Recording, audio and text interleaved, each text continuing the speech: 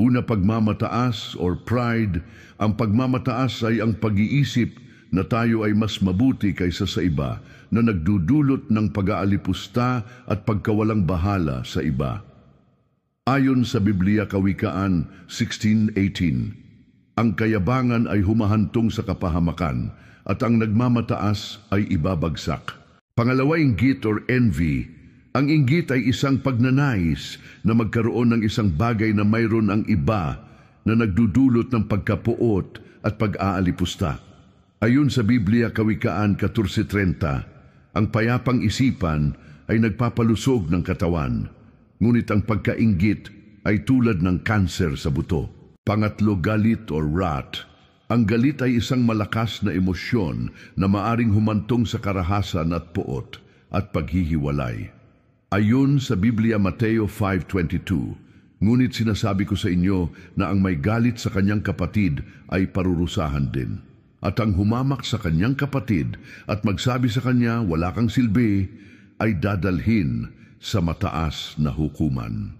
At ang sinumang magsabi ng ulol ka sa kanyang kapatid ay mapupunta sa apoy ng impyerno. Yung pang-apat, katakawan o gluttony.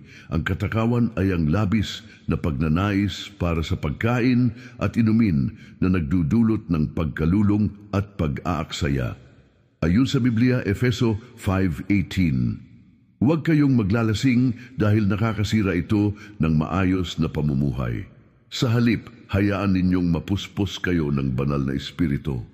Panglima, kahalayan or lust. Ang kahalayan ay labis na pagnanais para sa sexual na kasiyahan na nagdudulot ng karumihan at kawalan ng moralidad.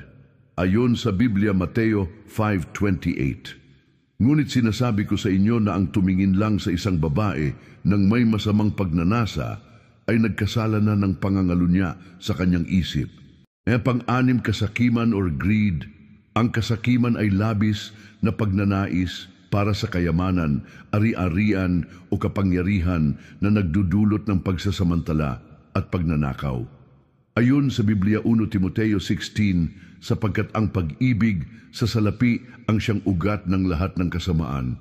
Ang sobrang paghahangad ng salapi ang nagtulak sa iba na tumalikod sa pananampalataya at nagdulot ng maraming paghihinagpis sa buhay nila. Ng pangpito, katamaran or sloth. Ang katamaran ay ang kawalan ng paggayak, lakas o sigasig na nagdudulot ng katamaran at pagpapaliban. Ayon sa Biblia Kawikaan 6:6, 7 at 8, kayong mga